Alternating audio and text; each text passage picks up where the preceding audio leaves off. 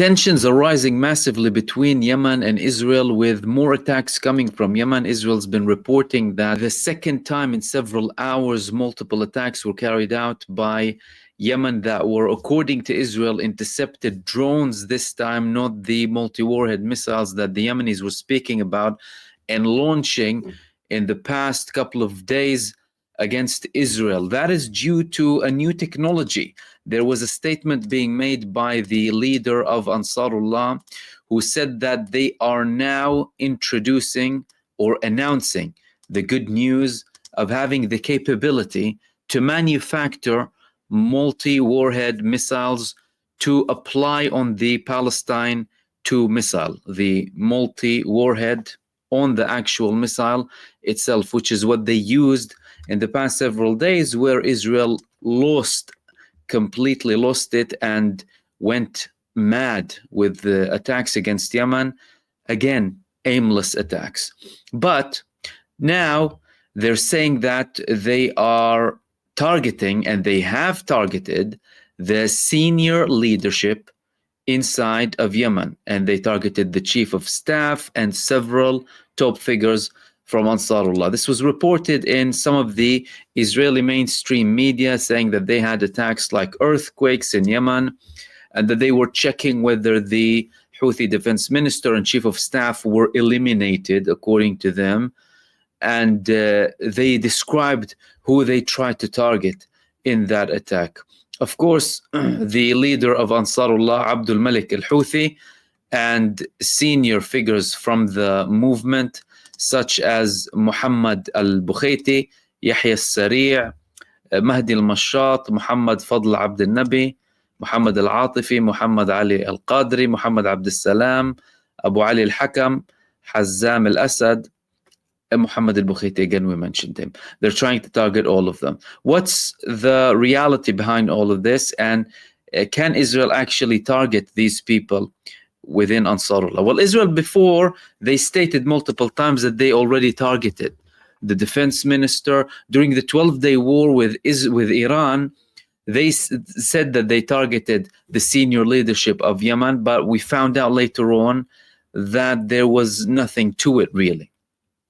According to reports from Yemen, they targeted the presidential palace again, as if the top leadership is going to stay there, or the senior command of Ansarullah and the military command is going to be there and is going to be organizing everything all at once. The military leadership of Ansarullah in Yemen, they hide in really well-kept places. That, of course, doesn't mean that Israel wouldn't or doesn't have the capacity to reach them. But so far, what we saw from what Israel has been doing is lack of intelligence. Their attacks have a lot of problems in relation to intelligence when it comes to Yemen, unlike some of their attacks that they conducted, for example, against Hezbollah. That's partially due to the geography of Yemen and how complicated it is, lots of mountainous areas.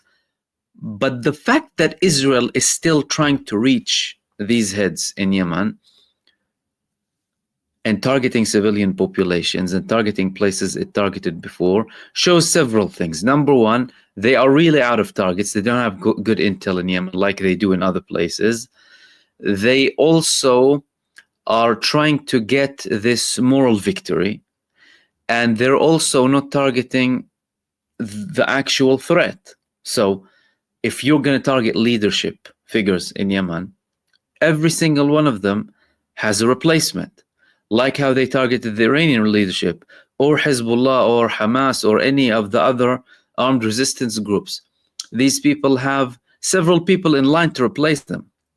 But Israel wants a moral victory. It wants something to boast about, especially in Yemen, because Yemen has been hitting their nerve really hard.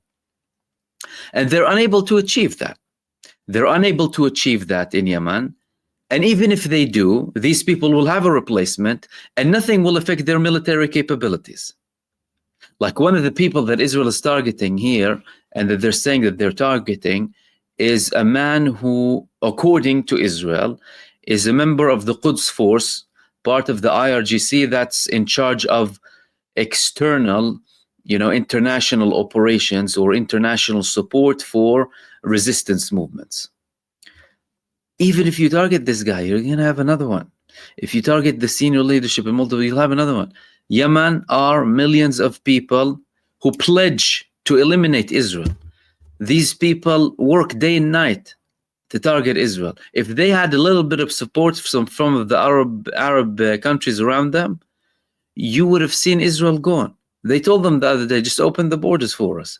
Abdul Malik al-Houthi told the Arab countries around them, just open the borders. Don't do anything, just open the borders. They didn't, of course. Why? Because they're protecting Israel. That's what they're doing. However, even if they do, even if they succeed at one point, this is simply not going to do anything to the level of attacks that are going to come from Yemen, especially with the new technology that has been introduced from Abdul Malik al-Houthi. Let's go back to this introduction, right? Or these good news that Abdul Malik al-Houthi spoke about. This is a game changer. Cluster bombs or multi-warhead missiles, they change how things are. They make it way more complicated for Israel. When a missile goes through the Israeli airspace, you're going to have a lot of problems. Nothing is going to intercept that. Iran used it several times. We saw the level of damage. Israel was trying to hide the level of damage coming from the Yemeni missiles. But this technology that's being used by Yemen now is going to completely put Israel in a different state. So if they're going to start introducing higher quantities of that missile, a missile a day or a missile or two a day or several a week, that's going to be very problematic for them. Of course, Yemen, Ansarullah, they don't have the same capability as Iran, but that's still going to cause Israel big problems and a lot of headache. And that's why they're trying to, with all of their vengeance and sick hatred, to target the Yemeni leadership. The senior leader in Ansarullah, Sayyid Abdul Malik al-Houthi, he also said that the Jewish Zionist approach takes pleasure in and comfort in committing the most heinous crimes in Gaza. Had a long speech criticizing the Arab positions, criticizing the US position, saying that the Israeli enemy is an enemy that is rampant in its criminality and brutality and acts with tyranny and exceeds all limits. Americans are partners in the criminal trend and planned genocide. Many European countries have not taken any practical steps to pressure the Israeli enemy to stop its crimes. The Islamic world, its governments, leaders, chiefs, and elites have a humanitarian, moral, and religious responsibility and are the primary concern. The biggest factor that encourages the Israeli enemy to target Al-Aqsa Mosque is Arab inaction complicity, again criticizing the Palestinian Authority too. What they're doing under the guise of security coordination with the Israeli enemy is the model that Israel wants for the rest of the Arab world. Also criticizing the Syrian authorities and their lack of response against Israel, and also that security agreement is something that is being spoken about now, not just in relation to Syria, but with other countries too. Lots of criticism coming from Abdul Malik al-Houthi, but also reaffirming again that Yemen is standing firm in their resistance against Israel. Now, let's go back to the attack slightly. Israel said they targeted the senior leadership. What did Yemen say in relation to that attack? Well, there were sources, official sources from Yemen, and this is directly from Ansarullah coming. They said that they denied targeting leaders in Sana'a and confirmed that the aggression targeted civilian objects. A source in the Ministry of Defense confirmed that the news about targeting leaders in Sana'a during the Zionist aggression on the capital day is not true. The source reiterated that what's happening is targeting civilian objects and targeting the entire Yemeni people because of their supportive positions for Gaza, which is being subjected to genocide and starvation in full view of the world. The source indicated that the new round of Zionist aggression is a failure like its predecessors, and the Yemeni operations and Yemeni support for Gaza and the resistance will not stop until the aggression stops and the siege on Gaza is lifted. Source also stressed out that the strong hand of the Yemeni people with the power of God will reach the Zionist war criminals, God willing. there were other statements coming from the other leadership in Yemen, again saying that this attack against Yemen was a huge failure and that they did not succeed in targeting the leadership. Of course, some information might be kept secret by Ansarullah. There were reports previously that some figures were killed. No outright confirmation. Again, reports coming out. However, Israel clearly failed miserably where it found some successes in other parts, whether in Iran or Lebanon or even in Gaza to an extent. Although Gaza to this day, considering and bearing in mind the level of barbarism of the Zionist terror forces there, the resistance continued as if, nothing happened. To this day, they're conducting huge attacks against Israel. So Israel will continue against Yemen, and as a matter of fact, there's a high likelihood that things will escalate between them. Another thing that might happen, is very likely to happen too, is that with the support of the United States and probably with an even bigger attack, Israel and the United States will again hold Iran responsible to the actions of Ansarullah.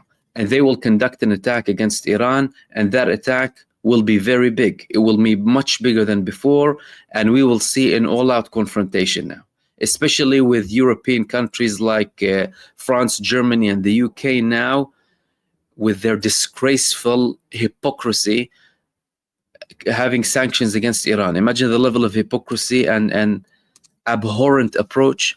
They did not sanction Israel with anything, nothing, all theatrics, and they're going to sanction Iran for going ahead with an agreement that the United States went against. And all of that, by the way, is totally coordinated and planned with Israel and with the United States. That's why the next target could not just be Yemen, but Iran, with a very, very fierce attack that will be met by another escalation and huge response coming from Iran too.